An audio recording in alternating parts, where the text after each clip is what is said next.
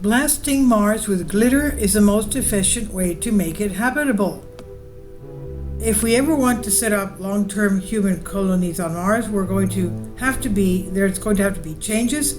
Mars is not exactly the most hospitable place in the solar system, and the current situation over there is not optional for survival. Not least among the problems is the climate. Mars temperatures dip way too low for the comfort for warm human bodies, and the median sits at minus 46 degrees Celsius, that's minus 85 Fahrenheit. If we want to terraform, we need to heat things up. Now scientists have found a way to do just that, and they claim their method is 5,000 times more efficient than other strategies. According to a team led by electrical engineer Samaneh Ansari of Northwestern University in the US, Mars could be warmed and kept warm by releasing nanoscopic metallic rods into the atmosphere to create and maintain a greenhouse effect, he says. You'll need still millions of tons to warm the planet, but that's 5,000 times less than you would need with previous proposals by globally warming Mars. This significantly increases the feasibility of the project, says geophysicist Edwin Kite of University of Chicago, corresponding author on the research. This suggests that the barrier to warming Mars to allow liquid water is not as high as previously thought. The greenhouse effect is the most feasible way we know to warm up a planet, but in spite of Earth's situation, it's actually harder to generate than it seems. Previously proposed strategies for the greenhouse warming of Mars has invoked the need for the greenhouse gases like those that warm Earth and Venus. Here on Earth, greenhouse warming has proven much too easy. The atmosphere becomes filled with gases such as carbon dioxide and methane, which scatters heat radiating from the surface, slowing its escape into space and causing temperatures to rise. If we could pump Mars' tenuous atmosphere with these greenhouse gases, as per previous proposals, the warming effect would follow, raising the temperature of Mars to a level where photosynthetic organisms could survive. The problem is that Mars does not have a lot of the ingredients needed for this strategy. We would either have to ferry it from Earth in huge quantities or try to mine it from under the surface of Mars. Either way is expensive and difficult. But what if we worked with what Mars does have already available? Its surface soil. Martian rovers have ascertained that it's rich in metallic minerals such as aluminum and iron.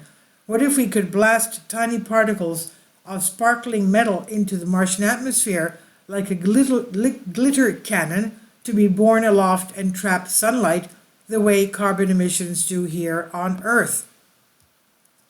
Ansari and her colleagues modeled tiny metallic rods the same size as the dust particles native to Mars, a little bit smaller than commercial glitter, with an aspect ratio of 60:1 to be released into the Martian sky. They calculated how much heat would be trapped by glittering metallic clouds on these nanorods and how much dust would be required to produce and maintain a greenhouse effect. The size and shape of the nanorods will keep the dust from falling down to Mars for 10 times longer than natural dust. If released at a sustained rate of 30 liters per second, the nanorods would produce the aforementioned warming, causing surface ice to melt and raising atmospheric pressure as carbon dioxide ice sublimes. Atmospheric pressure would continue to increase over centuries as polar carbon dioxide ice caps volatilized, and this would not make Mars habitable by a long shot. There would still be insufficient oxygen in Mars' atmosphere to be breathable, but once the surface is habitable to bacteria, microbes could be installed to start the long, difficult job of oxygen production.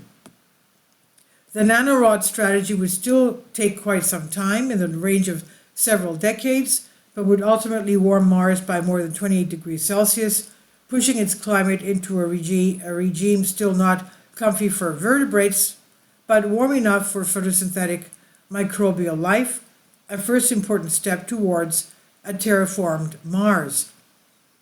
There are also still some problems that might need to be resolved. It's not clear how long the nanorods would remain in Mars' atmosphere, which continues to leak into space. That's not unusual. All atmospheres are leaky, but Mars does not have a global magnetic field providing containment like our Earth does. And as Mars warmed, the nanoparticles could end up attracting water particles like dust does in Earth's atmosphere and fall back down to the surface as rain. So it may not stay airborne for as long as we might like. And this presents a potential speed bump that we don't quite know how to predict and will require further study. Nevertheless, this research opens up new avenues for the exploration and potentially brings us one step closer to the long-held dream of establishing a sustainable human presence on Mars, Kite says. This research was published in Science Advances. It's on Science Alert by Michelle Starr. Please leave your comments and thank you for your support. Finally, support my Patreon account. The daily posts are 5 videos daily, and they are totally different from what I have on my YouTube channel. Thank you so much for your support and that you find all my content so interesting. You'll find the Patreon account details in the description box below.